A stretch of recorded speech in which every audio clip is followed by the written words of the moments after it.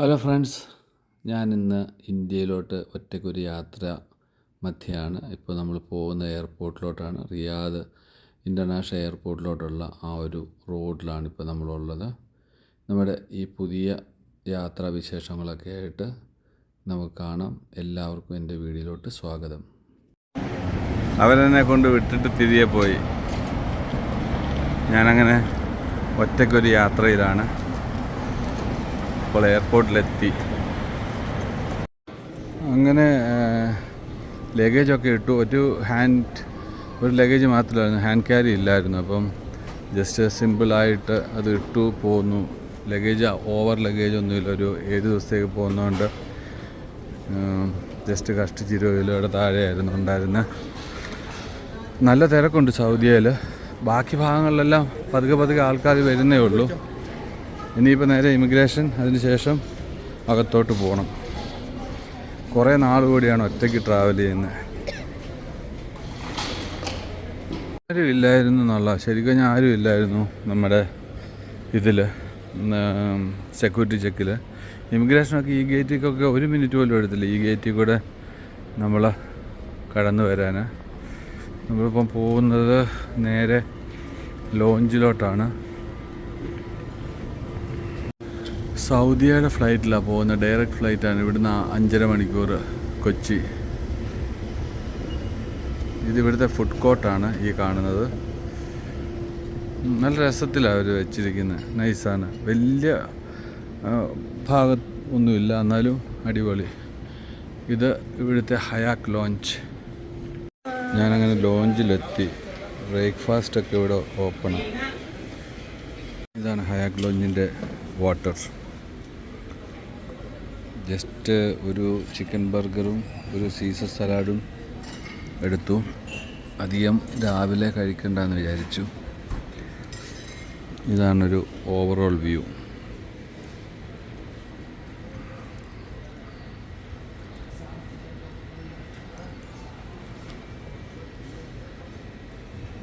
എനിക്കിനി 2 മണിക്കൂറുണ്ട് ഫ്ലൈറ്റിന്. ഇപ്പം നേരെ ബ്രേക്ക്ഫാസ്റ്റ് കഴിച്ചിട്ട് ഗേറ്റിന് അങ്ങോട്ട് പോകണം. 1 മണിക്കൂർ കൂടി വന്നാൽ ഇവിടെ ഇരിക്കാം. കാര്യം ഫ്ലൈറ്റ് വന്നിട്ട് 11:30-ക്കാണ്. ഇപ്പോൾ സമയം 9:45. ഒത്തിരി നാളുകൂടി ഫസ്റ്റ് ടൈം ഞാൻ ഒറ്റയ്ക്ക് ട്രാവൽ ചെയ്യണം. അതിൻ്റെ ഒരു ലോൺലെസ് ഉണ്ട്. ഒറ്റയ്ക്ക് ട്രാവൽ ചെയ്യുമ്പോൾ ഒരു മടുപ്പാണ് ശരിക്കും പറയുന്നത്. നമ്മൾ ലോഞ്ചിൽ നിന്ന് നമ്മൾ ഇറങ്ങി പോവാണ്. ഇനിയിപ്പം ഞാൻ നേരെ പോകേണ്ടത് എങ്ങോട്ടാണ്? ഗേറ്റിനങ്ങോട്ട്. ഓൾറെഡി മെസ്സേജ് വന്നു, ബോർഡിങ് സ്റ്റാർട്ടായെന്ന് പറഞ്ഞ്. ഹയാക്ക് ലോഞ്ചിൽ അത്യാവശ്യം തിരക്കാണ്. പിന്നെ അവിടെ ബുഫേ എന്നുള്ള രീതിയിലല്ല, എല്ലാം പാക്ക് ചെയ്താണ് ഫുഡ് വെച്ചിരിക്കുന്നത്. അതുകൊണ്ട് അത്യാവശ്യം വേണ്ടത് എടുക്കുക, പോയിരിക്കുക, കഴിക്കുക, എന്നിട്ട് പൊക്കോളുക. എല്ലാം പാക്ഡാണ്. മറ്റുള്ള ഒരു ലോഞ്ച് കയറി കഴിഞ്ഞാൽ നമുക്കെല്ലാം ഒരു ഹോട്ടൽ ബുഫേ പോലെ ആണല്ലോ. ഇവിടെ അങ്ങനെയല്ല. എല്ലാം ഫുഡ് പാക്ഡ്. സലാഡാണെങ്കിൽ സലാഡ് പാക്ഡ്, ബർഗറാണെങ്കിൽ പാക്ഡ്. എല്ലാം കുറച്ച് സാധനമേ ഉള്ളൂ ഇങ്ങനെ ഷെഫ് ഡിഷിനകത്തൊക്കെ വെച്ചിരിക്കുന്നത്. ഒരു വാവ് സ്റ്റൈല് പറയാൻ പറ്റുന്ന ഒരു ലോഞ്ചൊന്നും അല്ല ഇത്. ഓക്കെയാണ്. ജസ്റ്റ് ഒന്ന് ജസ്റ്റ് പേരിന് എന്തെങ്കിലും കഴിക്കാമെന്നുള്ളതല്ലാതെ ഒരു വലിയ നൈസ് ലോഞ്ചായിട്ട് ഇതിനെ എനിക്ക് ഒരിക്കലും പറയാൻ സാധിക്കില്ല. 437 ഗേറ്റ് നമ്പർ. അപ്പോൾ ഞാൻ നിന്നിരുന്നത് 306-ലായിരുന്നു. ഒരു ഫ്ലൈറ്റ് ടേക്ക് ഓഫ് ആകുന്നു. ഇനിയുണ്ടൊരു 40 മിനിറ്റ്. ഇപ്പം ഗേറ്റിനങ്ങോട്ട് നടക്കുക.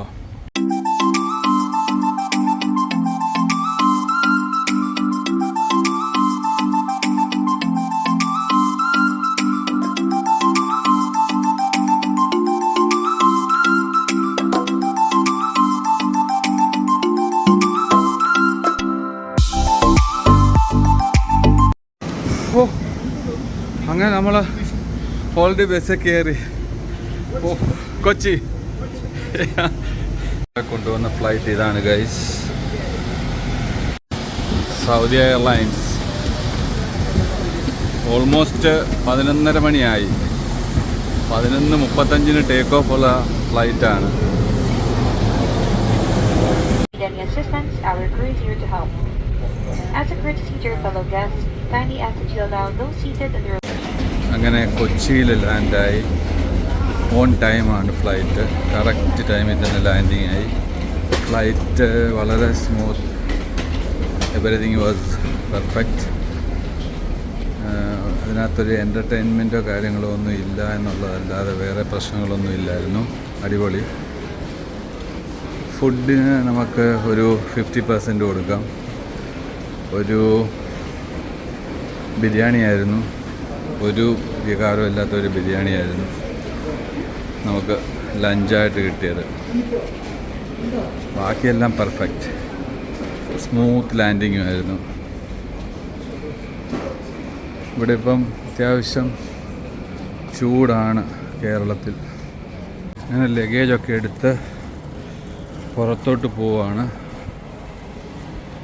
വീട്ടിലെത്തിയ ആദ്യ ദിവസം എങ്ങോട്ടും ഇറങ്ങിയിട്ടില്ല. വീട്ടിൽ തന്നെയുണ്ട്. കാലാവസ്ഥ വലിയ കുഴപ്പമില്ലാത്ത കാലാവസ്ഥയാണ്. അപ്പം അത് കാരണം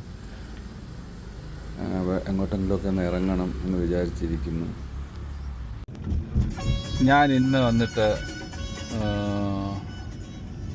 ചങ്ങനാശ്ശേരിയിൽ നിന്ന് നേരെ കോട്ടയത്തിന് ഡ്രൈവ് ചെയ്യുവാണ്. ഇത് MC റോഡാണ്. നേരെ കോട്ടയം, അതാണ് നമ്മുടെ ലക്ഷ്യം. ഇപ്പം സമയം വൈകിട്ട് 4 മണി. ഞാൻ ഇതുവരെ ഓരോ കാര്യങ്ങൾക്കായിട്ട് ബിസിയായിരുന്നു. ഇപ്പം വന്നിട്ട് ഡെക്കാത്തലോൺ വരെ ഒന്ന് പോകാമെന്ന് വിചാരിച്ചിട്ട് ഡ്രൈവ് ചെയ്യുകയാണ്. അപ്പോൾ ഈ യാത്ര നേരെ ഡെക്കാത്തലോണിലോട്ടാണ്. നമ്മൾ അങ്ങനെ ചങ്ങനാശ്ശേരിയിൽ നിന്ന് തുരുത്തി, കുറിച്ചി, ചിങ്ങവനം ഒക്കെ ക്രോസ് ചെയ്ത് ഇപ്പം നേരെ കോടിമതയിലോട്ടാണ് പോയിക്കൊണ്ടിരിക്കുന്നത്. ഇവിടെയാണ് ലുലു, പുതിയ ലുലു. കോട്ടയത്ത് വന്നിരിക്കുന്ന ലുലു ഇവിടെയാണുള്ളത്. അങ്ങോട്ട് തിരക്കുണ്ടോ എന്ന് ചോദിച്ചു കഴിഞ്ഞാൽ ഉണ്ട്, തിരക്കൊക്കെ ഉണ്ട്. പക്ഷെ ചില ഭാഗങ്ങളിൽ വലിയ കുഴപ്പമില്ല. ഈ ആക്സിഡൻറ്റോ അതോ ഇതെല്ലാം വന്നു കഴിഞ്ഞാൽ ഇവിടെ കുടുങ്ങും. കാര്യം ഈ ഒറ്റ വരി ആയതുകൊണ്ട് അങ്ങോട്ടും ഇങ്ങോട്ടും ഏതെങ്കിലും ഒരു വണ്ടി സ്റ്റക്കായി കഴിഞ്ഞാൽ പിന്നെ മൊത്തം ഇവിടെ ട്രാഫിക് ആയിരിക്കും. അല്ലാതെ ഒരു മര്യാദയ്ക്ക് ഓടിച്ചങ്ങ് പോവുകയാണെന്നുണ്ടെങ്കിൽ വലിയ പ്രശ്നമില്ലാതെ, വലിയ ട്രാഫിക്കൊന്നും ഇല്ലാതെ അങ്ങ് പോകാം. ഈ റൈറ്റ് സൈഡിൽ കാണുന്ന ആ ഹോട്ടല് കരിമ്പിൻകാല എന്ന് പറഞ്ഞൊരു ഫേമസ് റെസ്റ്റോറൻ്റാണ്. വളരെ പഴയൊരു റെസ്റ്റോറൻ്റാണ് കരിമ്പിൻകാല. ചങ്ങനാശ്ശേരിയിൽ ഇവരുടെ തന്നെ ഒരു ബ്രാഞ്ചുണ്ട്, സമുദ്ര എന്ന് പറഞ്ഞൊരു റെസ്റ്റോറൻറ്റ്, പാലാത്രയിൽ. ഇവിടെ സ്പീഡ് ലിമിറ്റ് എന്ന് എനിക്ക് തോന്നുന്നത് 70 കിലോമീറ്ററാണ്. ഇടയ്ക്കും പഴക്കമൊക്കെ നമുക്ക് ക്യാമറകൾ കാണാം. ഞാൻ കറക്റ്റ് 70 കിലോമീറ്ററിലാണ് പോകുന്നത്. ഇതാണ് ലുലു, കണ്ടോ? വലിയ ഭയങ്കര സെറ്റപ്പാണെന്ന് ചോദിച്ചു കഴിഞ്ഞാൽ അല്ല, എന്നാൽ അത്യാവശ്യം വലിയ ലുലുവാണ്. ഭയങ്കര ക്രൗഡാണ് അവിടെ. ഒന്നാമത്തെ കാര്യം ഇവിടുന്ന് സ്ഥലം അധികം കിട്ടാനില്ലാത്തതുകൊണ്ടാണ് പ്രശ്നം. ഇപ്പം ചങ്ങനാശ്ശേരിയിൽ ഒരു ലുലു വരുന്നുണ്ട്, അതൊരു മോളിനകത്ത്. അത് അത്യാവശ്യം വലിയ ലുലു ആയിരിക്കും എന്ന് തോന്നുന്നു.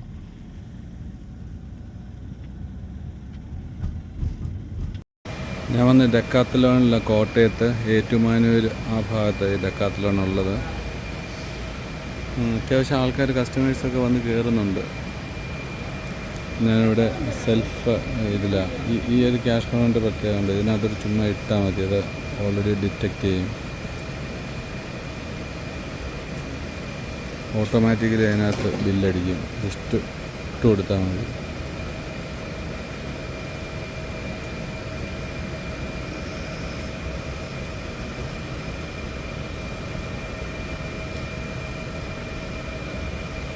ഈ സംഭവം കൊള്ളാമല്ലേ. സൗദി അറേബ്യ ഞാൻ ഇത് കടകളിലൊന്നും കണ്ടിട്ടില്ല.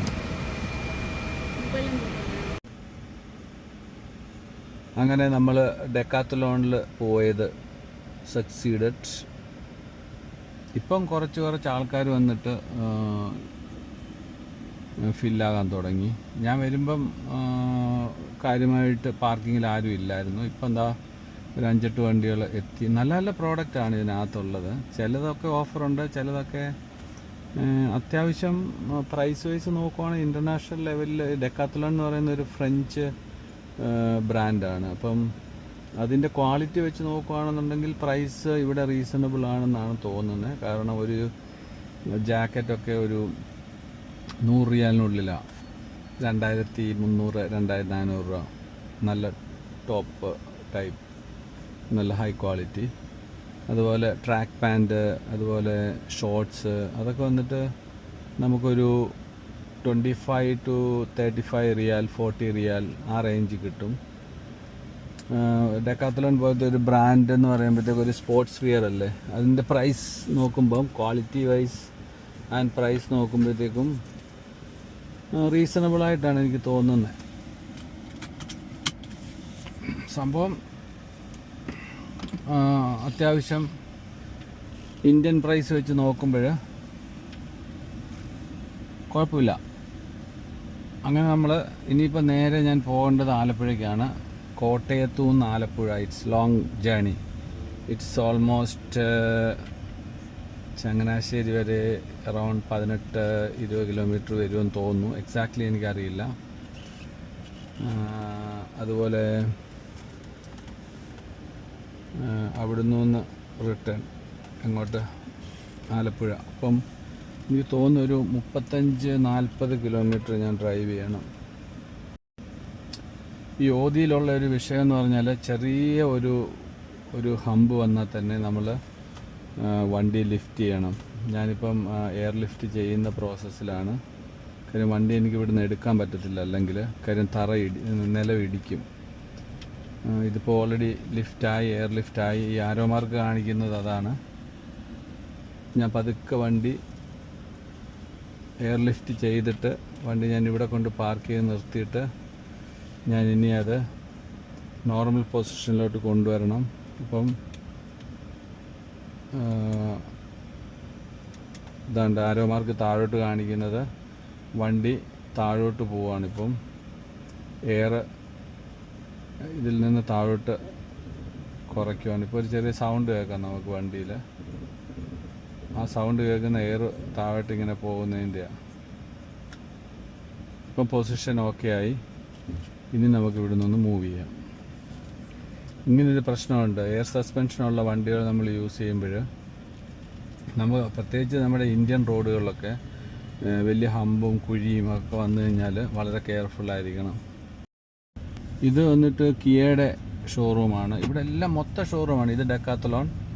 കുറച്ച് കഴിഞ്ഞാൽ നമുക്ക് അടുത്ത നിസാൻ്റെ ഒരു MGയുടെ രണ്ടും അടുത്തടുത്ത്, നിസാൻ ആൻഡ് MG രണ്ടും അടുത്തടുത്ത് ഷോറൂം കാണാം. അത് കഴിഞ്ഞ് നമ്മൾ മുന്നോട്ട് പോയി കഴിഞ്ഞാൽ ഈ ലെഫ്റ്റ് സൈഡിൽ നമുക്ക് ടാറ്റയുടെ കാണാം. കണ്ടോ, ടാറ്റയല്ല സുസുക്കി. പിന്നെ ഈ സൈഡിൽ വോക്സ് വാഗൻ കാണാം. കണ്ടോ, തൊട്ടപ്പുറം ഹോണ്ട കാണാം. അതായത് കുമാരനെല്ലൂർ ആ ഏരിയ എന്ന് പറയുന്ന കോട്ടയത്തിലെ ഇപ്പം ഏറ്റവും വൺ ഓഫ് ദ ഒരു വെഹിക്കിളിൻ്റെ ഷോറൂം ഏരിയയായി മാറി. ഇവിടെ നോക്കിയാൽ മഹേന്ദ്ര കാണാം. ഞാൻ പണ്ട് ഇവിടെ കഴിഞ്ഞ വർഷം ഇവിടെ വന്നിരുന്നു. മഹേന്ദ്രയുടെ മറ്റേ SUV 700 ഒരു ട്രയൽ ടെസ്റ്റ് അടിക്കാൻ വേണ്ടി. ഇത് വന്ന് റിനോൾട്ട്. അതായത് ഈ ഒരു റോഡിൽ തന്നെ ഇഷ്ടംപോലെ കാറിൻ്റെ ഷോറൂംസാണ്. അപ്പോൾ അത്രയ്ക്കും ഇവിടെ ക്ലയൻറ്റ്സ് ഉണ്ടെന്നുള്ളതാണ്. ഈ ഏരിയ ഒരു കോട്ടയത്തെ ഒരു ഐക്കോണിക് ഏരിയയായി. ഹുണ്ടായുടെ ഷോറൂം. അപ്പോൾ ഇതും ഹുണ്ടായുടെ തന്നെ ഷോറൂമിൻ്റെ വേറൊരു ഷോറൂം. ഇതെല്ലാം ഒരു 1/2 കിലോമീറ്ററിലാണ് ഇത് മുഴുവനുള്ളത്. നമ്മളങ്ങനെ കോട്ടയം നഗരത്തിലൂടെയാണ് ഇപ്പം ഡ്രൈവ് ചെയ്യുന്നത്. അത്യാവശ്യം തിരക്കുണ്ട് ഇപ്പം വൈകിട്ട്. കോട്ടയത്തെ ആ ഒരു റൂഫ് ഇങ്ങനെ ഉള്ള ഒരു വിവാദമായ റൂഫുള്ള ഒരു സർക്കിള്. ഈ ഫ്രണ്ടിൽ പോകുന്ന ആ KSRTCയുടെ ഒക്കെ പോക്ക് കണ്ടു കഴിഞ്ഞാൽ ഉണ്ടല്ലോ, ഈ ചെറിയ റോഡിൽ കൂടെ പറക്കുക. എവനെയെങ്കിലും തട്ടിക്കഴിഞ്ഞാൽ അവൻ്റെ കാറ്റ് പോകും. അതുപോലത്തെ പാച്ചിലാവും അവർ പായുന്നത്. എങ്ങോട്ടാണ് ഈ പായുന്നൊന്നും ഒരു പിടുത്തവും കിട്ടുന്നില്ല. എനിക്കറിയില്ല എന്തുകൊണ്ട് ഇവിടുത്തെ പബ്ലിക് പ്രതികരിക്കുന്നില്ല എന്നുള്ളത്. അങ്ങ് പായുവാണ് ആൾക്കാർ. സൂക്ഷിച്ചില്ലെന്നുണ്ടെങ്കിൽ നമ്മളെ തട്ടിത്തെറിപ്പിച്ചുണ്ടാവാൻ പോകും. ഇത് വൺ വേ ആണ്. ഈ റോഡിലാണ് ജോസ്കോ ജ്വല്ലറി ഒക്കെ ഉള്ളത്. ഇതിൻ്റെ റൈറ്റ് സൈഡിൽ ഭീമ, അതുപോലെ ആൽക്കാസൊക്കെ ഉണ്ട്. അതുപോലെ മുന്നോട്ട് പോയി കഴിഞ്ഞാൽ കല്യാണമുണ്ട്. വലിയ മാറ്റങ്ങളൊന്നുമില്ല ഈ പറയുന്ന കോട്ടയം ടൗണിലുള്ള പണ്ടത്തെ അതേ ഒരു ലുക്ക് തന്നെ ഇപ്പോഴും. കാര്യം ഇത് വീതിയൊന്നും കാര്യമായിട്ട് കൂട്ടിയിട്ടൊന്നുമില്ല. ഇത് വൺ വേ ആക്കി കാലങ്ങൾക്ക് മുമ്പ് തന്നെ. ഇവിടെ ഈ ഒരു ബിൽഡിങ് പുതുതായിട്ട് വന്നാന്ന് തോന്നുന്നു. എന്നാലും കുറേ വർഷങ്ങളായി കാണും. ലക്ഷ്മി സിൽക്സ്. ഇത് നമ്മൾ ട്രാൻസ്പോർട്ട് ബസ് സ്റ്റാൻഡിൻ്റെ അടുത്തെത്തി. കല്യാൺ സിൽക്സ് ഉണ്ട്. ഇത് വന്നിട്ടൊരു 4-5 ചിലപ്പം ഒരു 6 വർഷം 7 വർഷം, മാക്സിമം 4-5 വർഷം. കല്യാൺ സിൽക്സ് കോട്ടയം. നമ്മൾ നേരെ പോകുന്നത് ചങ്ങനാശ്ശേരി വഴിയാണ്. നമ്മൾ ആലപ്പുഴ ചങ്ങനാശ്ശേരി റോഡിൽ കയറി അങ്ങനെ നേരെ ഇപ്പം വീട്ടിലോട്ട് എത്തിക്കൊണ്ടിരിക്കുന്നു. ഇന്ന് വീട്ടിൽ നമുക്കൊരു ഗസ്റ്റ് ഉണ്ടായിരുന്നു, സജിയേട്ടനും നയന ചേച്ചിയൊക്കെ. അവരും നാട്ടിലുണ്ടായിരുന്നു ഇപ്പം വെക്കേഷന്. അങ്ങനെ നമ്മൾ റിയാദിൽ നിന്ന് വന്നാണ് ഇവരും. അങ്ങനെ അവർ വീട്ടിലുണ്ടായിരുന്നു. അവരുമായിട്ട് കുറച്ച് സമയം സ്പെൻഡ് ചെയ്തു. അങ്ങനെ അവിടെ വീട്ടിലിരുന്നു. അവരൊക്കെ പോയി കഴിഞ്ഞ് പിന്നീട് ഞാൻ അവിടുന്ന് പതുക്കെ വണ്ടി എടുത്ത് നമ്മുടെ ആലപ്പുഴ ചങ്ങനാശ്ശേരി റോഡിൽ വന്നു. ഇവിടുത്തെ ഇളനീര് പലതവണ ഞാൻ ഇതുവഴി പാസ് ചെയ്ത് ആലോചിച്ച് വാങ്ങി കുടിക്കണം. അപ്പം ജസ്റ്റ് എന്നാൽ ഇവിടെ വന്നതൊന്ന് ട്രൈ ചെയ്യാമെന്ന് വെച്ച് വന്നു. നല്ല നൈസ് ഇളനീര് നമുക്കിവിടെ കിട്ടും. ഈ യാത്രാമധ്യേ ശരിക്കും പറഞ്ഞു കഴിഞ്ഞാൽ ഈ റൂട്ടിൽ കൂടെ യാത്ര ചെയ്യുന്നവർ ഇടയ്ക്ക് വണ്ടി ഒന്ന് നിർത്തി ഇളനീര് കുടിച്ച് പോകാമെന്ന് പറഞ്ഞാൽ ഒരു നല്ല എക്സ്പീരിയൻസ് ആയിരിക്കും.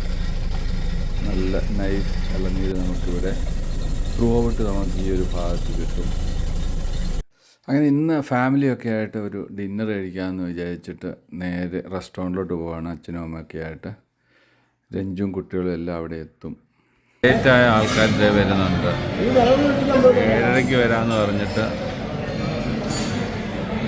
7:30 വരാമെന്ന് പറഞ്ഞ വ്യക്തികളാണ്. എന്താ തിരക്കാന്ന് നോക്കി. ഈ ഒരു റെസ്റ്റോറൻറ്റ് ഫുള്ളാണ്, പാക്ഡാണ്. Even outside packed, inside packed. നമ്മൾ സ്റ്റാർട്ടർ കഴിച്ച് കഴിഞ്ഞിട്ടിരിക്കുകയാണ് മെയിൻ ഡിഷിന് വേണ്ടി. ചാൻസിൽ നിന്ന് ഡിന്നർ കഴിച്ചിട്ട് ഇറങ്ങുക. ഇതാണ് ചാൻസ്.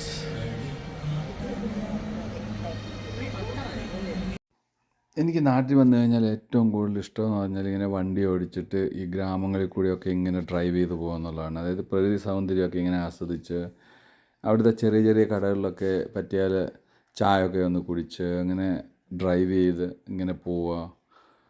എല്ലാ ഭാഗങ്ങളിലും വണ്ടിയൊക്കെ ഒന്ന് നിർത്തുക. അവിടെ നിന്ന് ഇവിടുത്തെ നാട്ടിലെ ആ ഒരു ജീവിത സാഹചര്യങ്ങളും ഇവിടുത്തെ ആൾക്കാരുടെ ആ ഒരു ഡെയിലി അവരുടെ ആ ഒരു മൂവ്മെൻറ്റും കാര്യങ്ങളും എല്ലാം കാണുക. മിക്കവാറും നാട്ടിൽ നിൽക്കുമ്പോഴത്തേക്കും ഇതായിരിക്കും ചെയ്യുക. ഞാനിപ്പോൾ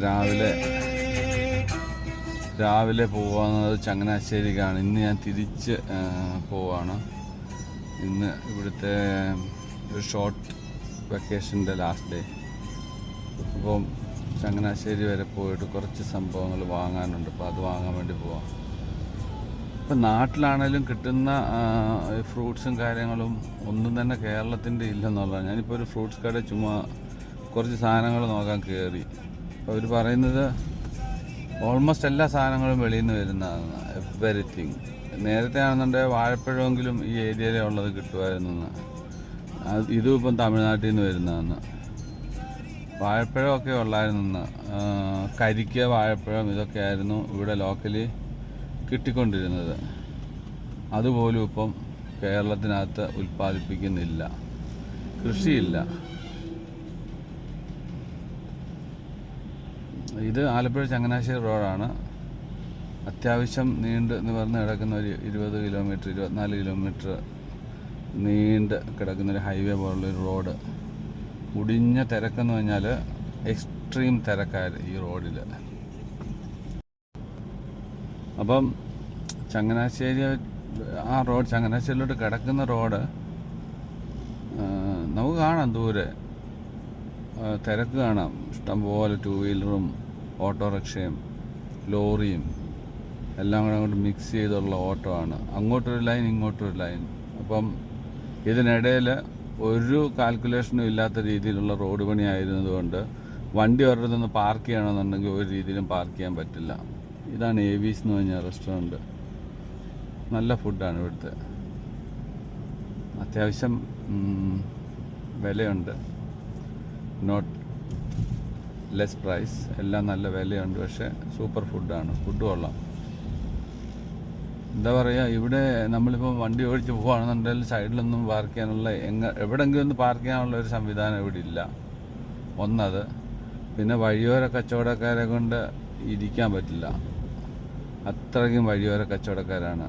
രസകരമായ കാര്യം, അതിനകത്ത് 70% ആൾക്കാരും ബംഗാളികളും ബീഹാറികളും ആണെന്നുള്ളതാണ്. അപ്പോൾ ആരവർക്ക് ഫണ്ട് ചെയ്യുന്നു, ആരാണ് ഇവരുടെ പുറയിൽ നിന്നും ഒരു പിടുത്തവും ഇല്ല. കേരളത്തിൻ്റെ അവസ്ഥ ഞാൻ കണ്ടിട്ട് വേറെ ലെവലാണ്. നമ്മുടെ ആ ഒരു ജനറ്റിക് ഒരു സ്വഭാവം തന്നെ മറിയും അടുത്ത ഒരു 20 വർഷത്തിനകം. കാര്യം വെച്ച് കഴിഞ്ഞാൽ ഇവിടെ ഒരു മിക്സ്ഡ് കൾച്ചർ കേരളത്തിന് കയറി വരാനുള്ള സാധ്യത വളരെയേറെയാണ്. അതായത് മൊത്തം ഗ്രാമാന്തരങ്ങളിലെല്ലാം ഈ പറയുന്ന ബംഗാൾ, ഒറീസ, ഉത്തരാഖണ്ഡ്, നോർത്തേൺ സൈഡിലുള്ള ആൾക്കാരാണ്. അതിനകത്ത് ഭൂരിഭാഗം വരുന്ന ആൾക്കാരിൽ ബംഗ്ലാദേശികളുണ്ടോ എന്നുള്ളത് കൂടി സംശയമാണ്. സംശയമല്ല, തീർച്ചയായിട്ടും ബംഗ്ലാദേശികൾ ഇതിനകത്തെല്ലാം ഉണ്ട്. ഇപ്പം ബംഗ്ലാദേശികളും രോഹിംഗ്യൻസും അങ്ങനെയുള്ള കുറേ നമ്മുടെ നാട്ടിലുള്ള അല്ലാത്തവർ നമ്മുടെ കേരളത്തിൽ വന്ന് താമസിക്കുന്നുണ്ടെന്നുള്ള പോലെയാണ് ഫീൽ ചെയ്യുന്നത്. പക്ഷെ അവരൊക്കെ ഇങ്ങനെ പതുങ്ങി ജീവിക്കുന്നു. അതിനുശേഷം മലയാളം പഠിക്കുന്നു, പിന്നെ ആധാർ കാർഡ് എടുക്കുന്നു, പിന്നെ അതിന് ശേഷം ഇവിടെ സെറ്റിൽമെൻ്റ് ആകുന്നു. അവർ പിന്നെ ഇവിടുത്തുകാരാണെന്ന് അങ്ങ് സ്ഥാപിക്കുന്നു, വോട്ടവകാശം കിട്ടുന്നു. ഇതുവരെ ഇപ്പം ഇതിനൊക്കെ ഒത്താശ ചെയ്ത് കൊടുക്കുന്ന പൊളിറ്റീഷ്യന്മാർ നമ്മുടെ കൂടെ ഉണ്ട് ഇവിടെ നാട്ടിൽ. അപ്പം അതുകൂടെ ആയി കഴിയുമ്പോഴത്തേക്കും ഇവിടുത്തെ നാട്ടുകാർ അതേ പൊളിറ്റീഷ്യന്മാരെ തന്നെ പിന്നെയും തിരഞ്ഞെടുക്കുന്നു. എത്ര മാത്രം വിഡ്ഢിത്തമാണ് നമ്മുടെ മലയാളക്കരയിൽ നടന്നുകൊണ്ടിരിക്കുന്നതെന്ന് ചോദിച്ചാൽ നമ്മൾ നിശബ്ദമായിട്ട് കാണാനേ പറ്റൂ. കാര്യം പ്രവാസ ലോകത്ത് ജീവിക്കുമ്പോഴത്തേക്കും നമുക്ക് ഇവിടെ വന്നിട്ടൊന്നും ചെയ്യാനില്ലല്ലോ. ഇവിടെ വന്നു കഴിയുമ്പോൾ ഇതെല്ലാം ഇങ്ങനെ കാണാം. എന്താണ് ഈ കാണിക്കുന്നത് ഇവർ, എന്താണ് ഇതിൻ്റെ വിഷയം. പ്രതികരിച്ചിട്ടോ അല്ലെന്നുണ്ടെങ്കിൽ ഇത് പറഞ്ഞിട്ടോ കാര്യമില്ല. ജനങ്ങൾ നോക്കുന്ന അന്നന്നത്തെ കാര്യം എൻ്റെ നടക്കണം, അതിന് ഇപ്പം ആരെ പിഴിഞ്ഞാലും പ്രശ്നമില്ല, അങ്ങനെ അങ്ങ് നടന്നു പോയാൽ മതി എന്നുള്ള രീതിയിലുള്ള ഒരു ജീവിത ശൈലിയാണ് ഇവിടെ. ചിലപ്പം മാറ്റങ്ങളുണ്ടാകാം. ഇതിനകത്ത് ചിലർക്ക് കുറച്ചെങ്കിലും രാഷ്ട്രം എന്നുള്ള ബോധം ഉണ്ടായാൽ ചിലപ്പം ഇതൊക്കെ തിരികെ വരാം. ഇപ്പം സർ എന്ന് പറയുന്ന ആ ഒരു സംഭവം വന്നിട്ട് കുറേ ആൾക്കാരിപ്പം വോട്ടേഴ്സ് ലിസ്റ്റിൽ നിന്നൊക്കെ ഔട്ടായി നിൽക്കുക. കേരളക്കാർ തന്നെ ഔട്ടായിട്ട് നിൽപ്പുണ്ട്. അതൊക്കെ പിന്നെയും അവർ ക്രോസ് ചെക്ക് ചെയ്തിട്ട് ഒരു പക്ഷേ അവർക്കൊക്കെ എല്ലാം സെറ്റാക്കി തിരിച്ച് ആ ലിസ്റ്റിൽ കയറാം. അതിനൊന്നും പ്രശ്നമില്ല എന്നാണ് ഞാനിവിടെ വന്നപ്പോൾ മനസ്സിലാക്കാൻ സാധിച്ചത്. അപ്പം ഹോപ്പ്ഫുള്ളി അതെല്ലാം സെറ്റാവുമായിരിക്കാം. പിന്നെ ഈ നമ്മളെപ്പോലുള്ള പ്രവാസത്തിലിരിക്കുമ്പോൾ ഇവിടെ ആൾക്കാരില്ലാത്തതുകൊണ്ട് വീട് പണിയാനും അതുപോലെ മറ്റുള്ള കാര്യങ്ങൾക്കൊക്കെ ആൾക്കാരെ വേണമല്ലോ. അസംഘടിത മേഖല എന്ന് പറയത്തില്ലേ, അവിടോട്ടൊക്കെ ആൾക്കാർ വേണ്ടേ. അപ്പം അപ്പോഴാണ് ഇവർ അതർ സ്റ്റേറ്റിൽ നിന്ന് ആൾക്കാരെ നോക്കേണ്ടി വന്നിരിക്കുന്നത്. പക്ഷെ അവരും പഠിച്ചു പോയി. പണ്ടത്തെ മാതിരി അവർ വന്നിട്ട് 800 രൂപയ്ക്കൊന്നും വർക്ക് ചെയ്യത്തില്ല. അവരും ഇപ്പോൾ 1200 ആവശ്യപ്പെടും. കാര്യം ഇവിടെ വന്നു കഴിഞ്ഞപ്പോൾ അവർക്ക് മനസ്സിലായി കേരളത്തിൽ മലയാളികൾ വാങ്ങുന്ന 1200 രൂപയാണ് സാധാ പണി. അപ്പോൾ നമുക്കും വേണം ആ പൈസ എന്നുള്ള രീതിയിലാണ് ഇപ്പം മാർക്കറ്റ് ഓടുന്നത്. അങ്ങനെയാണ് കേരളത്തിൻ്റെ അവസ്ഥ എന്ന് ജസ്റ്റ് ഞാനിങ്ങനെ പറയുകയായിരുന്നു. ഇനിയിപ്പം എന്തൊക്കെ മാറ്റങ്ങൾ ഇനിയും വരാൻ പോകുന്നു എന്നുള്ളത് അറിയില്ല. ഇവിടെയാണ് ഇഷ്ടംപോലെ ഹൗസ് ബോട്ട് ഉള്ളത് കണ്ടോ.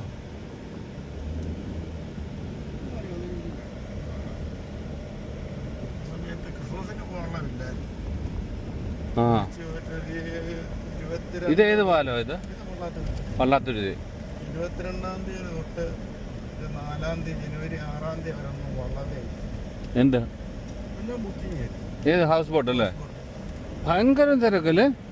എല്ലാവരും ഇട്ട് വെച്ച് അന്നൊക്കെ ഭയങ്കര ചാർജും കിട്ടും. ബിഗ് ബോസിനൊന്നും ന്യൂ ഇയറിനൊന്നും ഒക്കെ എത്ര ഒരു ലോക്കൽ വോട്ട് പോലും 25 താന്ന് ഓടിയിട്ടില്ല. ആണോ? അത്ര ആൾക്കാര് ജനം ഇങ്ങനെയുള്ള കാര്യത്തിന് വേണ്ടി ഇടിച്ചു നിൽക്കുന്നത്.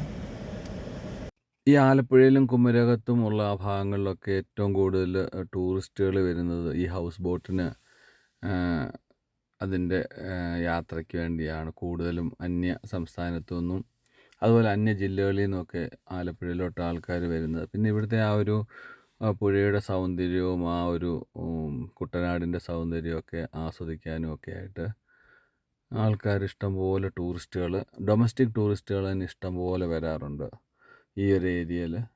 അത് കാരണം ഇവിടെ ഇഷ്ടംപോലെ റിസോർട്ടുകളും അതുപോലെ ഇതുണ്ടല്ലോ ഹോം സ്റ്റേയും ഒക്കെ ആയിട്ട് നല്ല രസമുള്ള ഒരു ഭാഗമാണ് ആലപ്പുഴയിലെ മിക്കവാറും എല്ലാ ഗ്രാമങ്ങളും. നമ്മളിപ്പം നേരെ പോകുന്നത് എയർപോർട്ടിലോട്ടാണ്. ഞാനങ്ങനെ ഹിമാലയ കയറിയിട്ട് കുറച്ച് സാധനം മേടിച്ചു. Quick purchase. ഒരു പ്ലം കേക്ക് വാങ്ങി, പിന്നെ ഒരു പപ്സും വാങ്ങി. എന്നിട്ട് ദാണ്ട് തിരികെ പോവാം. എറണാകുളം ആലപ്പുഴ റൂട്ടിൽ ഈ ഒരു ഹൈവേയുടെ പണി നടക്കുന്നതിനാൽ കഴിഞ്ഞ 3-4 വർഷമായിട്ട് ഈ പണി നടക്കുന്നുണ്ട്. അതിനാൽ ഭയങ്കര കൺജഷനും ഭയങ്കര ട്രാഫിക് ബ്ലോക്കുകളും ഒക്കെയാണ് എപ്പോഴും കഴിഞ്ഞ 3-4 വർഷമായിട്ട്. അതുപോലെ നമ്മൾ വിചാരിക്കുന്ന സമയത്ത് എയർപോർട്ടിൽ എത്തിപ്പെടുക എന്ന് പറയുന്നത് അസാധ്യമായ ഒരു കാര്യമാണ്. അപ്പം കൂടുതലും ആൾക്കാരിപ്പം ചെയ്യുന്നത് ചേർത്തലയിൽ വന്നിട്ട് ചേർത്തല വഴി നമ്മൾ ക്രോസ് ചെയ്തിട്ട് ചേർത്തലയിലെ ഇട റോഡ് വഴി കയറി സിറ്റിക്കുള്ളിൽ കൂടെ കയറി അവിടുന്ന് അരീക്കുറ്റി പാലത്തിൻ്റെ അവിടെ എത്തും. ആ ഒരു ഷോർട്ട് കട്ടാണ് ഇപ്പോൾ എടുക്കുന്നത്. നമ്മളും പോകുന്ന അതേ വഴി തന്നെയാണ്. അതായത് ഇവിടെയാണ് ഇൻഡസ്ട്രിയൽ സിറ്റിയൊക്കെ ചേർത്തലയിൽ സ്ഥിതി ചെയ്യുന്നത്. നമ്മളിപ്പോൾ അരീക്കുറ്റി പാലത്തിൻ്റെ അതിൻ്റെ മേളിൽ കൂടെയാണ് പോകുന്നത്. ഇപ്പം ഇവിടുന്ന് നമ്മളിനി നേരെ ഹൈവേ ചെന്ന് ചാടും. അപ്പം ഏതാണ്ട് എറണാകുളത്തോട്ട് കുറേ അടുക്കും. അപ്പം കുറേ സമയം നമുക്ക് ട്രാഫിക് ഉണ്ടെങ്കിലും നല്ല വഴി കൂടെ പോകാമെന്നുള്ളതുകൊണ്ടാണ് എല്ലാവരും ഈ ഒരു റോഡ് ചൂസ് ചെയ്യുക. അല്ലെങ്കിൽ നമുക്ക് പെട്ടെന്ന് അങ്ങ് എത്തിപ്പെടുക എന്ന് പറയുന്നത് വളരെ ശ്രമകരമായ കാര്യമാണ്. അപ്പോൾ നമ്മൾ അരീക്കുറ്റി പാലം ഒക്കെ ഇറങ്ങി നമ്മൾ ഏതാണ്ട് എറണാകുളം ആ ഭാഗത്തോട്ട് ഇപ്പോൾ എത്തിക്കൊണ്ടിരിക്കുകയാണ്. ഇനി ഇവിടുന്ന് നിന്ന് ഒരു 3/4 മണിക്കൂറുടെ ഇനിയുണ്ട് യാത്ര. കാരണം ട്രാഫിക്കൊക്കെ കാണും. ഇപ്പോൾ വൈറ്റില ജംഗ്ഷനും ആ ലുലുവിൻ്റെ ഭാഗവും എടപ്പള്ളിയൊക്കെ വരുമ്പോഴത്തേക്കും കുറച്ച് ട്രാഫിക്കും കാര്യങ്ങളൊക്കെ ഉണ്ടായിരിക്കും. അതെപ്പോഴും ഇവിടെ ഈ ഭാഗത്ത് വരുമ്പോഴത്തേക്കും അത്യാവശ്യം നല്ല ട്രാഫിക്കാണ്. അവിടെയും ഉണ്ട്, അതിന് മുമ്പായിട്ടും ഉണ്ടായിരുന്നു പാലത്തിൻ്റെ ചെറിയ പണികളൊക്കെ. അപ്പോൾ അവിടെയും കുറച്ച് ബ്ലോക്കൊക്കെ വരും. എന്തായാലും നോർമലി നമ്മൾ ഇപ്പം എറണാകുളം ഇപ്പോൾ നമ്മൾ നെടുമ്പാശ്ശേരിയിലോട്ട് പോകുന്നത് ഇപ്പോൾ ഫ്ലൈറ്റ് ഒരു ഉച്ചയ്ക്ക് 1 മണിയാണെങ്കിൽ നമ്മൾ ഒരു 4-5 മണിക്കൂർ മുമ്പേ തന്നെ 5-6 മണിക്കൂർ മുമ്പേ തന്നെ വിട്ടോണം. എന്നാലും ഒരു 3 മണിക്കൂർ മുമ്പെങ്കിലും എയർപോർട്ടിൽ എത്തും എന്നുള്ളതാണ്, അല്ലെങ്കിൽ വിഷയമാണ്. നമ്മളങ്ങനെ ഇപ്പോൾ ലുലുവിൻ്റെ തൊട്ട് മുന്നിൽ കൂടെയാണ് പോകുന്നത്. ഈ ഭാഗം എന്ന് പറഞ്ഞാൽ എപ്പോഴും ഭയങ്കര തിരക്കുള്ള ഒരു സൈഡാണ്. 4 സൈഡിൽ നിന്ന് വണ്ടികൾ വന്നിട്ട് ചെറിയ റോഡായതുകൊണ്ട് വന്ന് ബ്ലോക്കാക്കി കളയും. അങ്ങനൊരു വിഷയം ഈ റോഡിനുണ്ട്. ഇവിടെ കുറച്ച് ശ്രദ്ധിക്കണം. അതുപോലെ തന്നെ റൈറ്റിലോട്ട് തിരിയേണ്ടവരെല്ലാം ലെഫ്റ്റിൽ കൂടെ വന്നിട്ട് അവിടുന്ന് റൈറ്റിലോട്ട് തിരിയും. യൂ ടേൺ എടുക്കേണ്ടവരും ഒക്കെ. പിന്നെ റൈറ്റിൽ നിന്ന് നേരെ പോകേണ്ടവരാണ് റൈറ്റിൽ വന്ന് അപ്പോൾ അവർക്ക് തിരിയാൻ പറ്റാതെ വരും.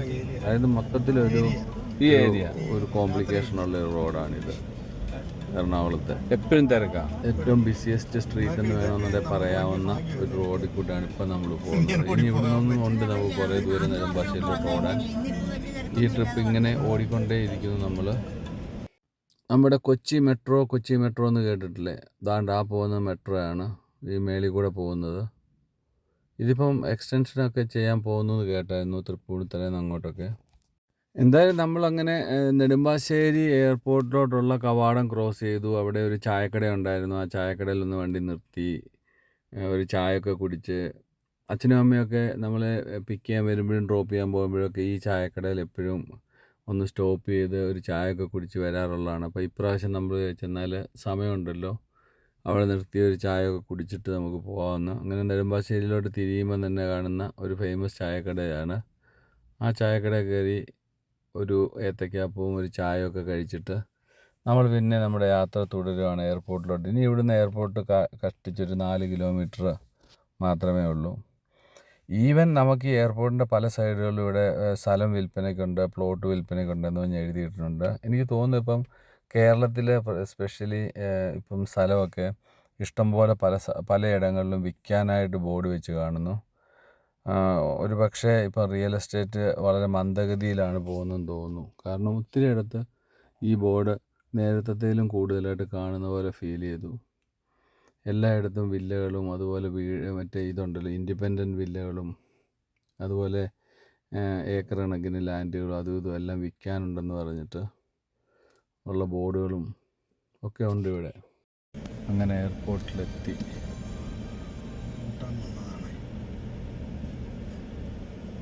അങ്ങനെ അച്ഛനും അമ്മയും എൻ്റെ കൂടെ എന്നെ വിടാൻ വന്നു. അത്യാവശ്യം തിരക്കുണ്ട് എയർപോർട്ടിനുള്ളിൽ.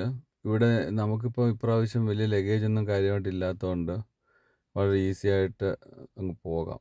നമ്മളങ്ങനെ ഇമിഗ്രേഷൻ എല്ലാം കഴിഞ്ഞിട്ട് ലോഞ്ചിലോട്ട് പോകാൻ പോകുന്ന ഫ്ലൈറ്റ് താണ്ട് ലാൻഡായി. Saudi Arabian airlines just landed.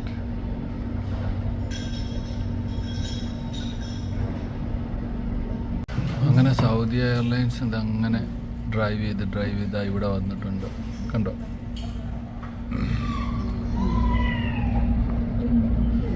തിരികെ റിയാദിന് ഞാൻ ഇതിലാണ് പോവുക. ഫുഡ് കോർട്ടാണ്. ഞാൻ ലോഞ്ചിൽ നിന്ന് ഇറങ്ങി നമ്മളിനി ഇത് ബോർഡ് ചെയ്യാൻ പോവാം. ഞാനങ്ങനെ ഫൈനൽ കോൾ വിളിച്ചപ്പോഴത്തേക്കാണ് അവിടെ നമ്മുടെ ഗേറ്റിന് അങ്ങോട്ട് ചെല്ലുന്നത്. ആൾക്കാർ പുറകെ വരുന്നൊക്കെ ഉണ്ട്, വിഷയമല്ല. ഇനിയിപ്പോൾ നമ്മൾ നേരെ ഫ്ലൈറ്റിലോട്ട് കയറുവാണ്. ഇനി ഒരു 5.5 മണിക്കൂർ ഫ്ലൈറ്റ്. 10:30-11 എന്നുള്ള സൗദി ടൈമിൽ ലാൻഡിങ് ആണ് പറയുന്ന ലാൻഡിങ് ടൈം. സെപ്റ്റംബർ 2 ആണ്. എന്താണെന്നറിയത്തില്ല, ഇവിടെ ആൾക്കാരെ വെയിറ്റ് ചെയ്യാൻ പറയുന്നുണ്ട്. എന്താ വിഷയം എന്നറിയില്ല, നോക്കാം, വെയിറ്റ് ചെയ്യാം. Okay, 5 days or 6 days vacation കഴിഞ്ഞിട്ട് തിരിച്ച് പോവുകയാണ്. ഫ്ലൈറ്റ് പതുക്കെ മൂവ് ചെയ്യാൻ തുടങ്ങി. അപ്പോൾ ഇനി എല്ലാവർക്കും നമ്മുടെ അടുത്ത വീഡിയോ കാണാം. Bye bye.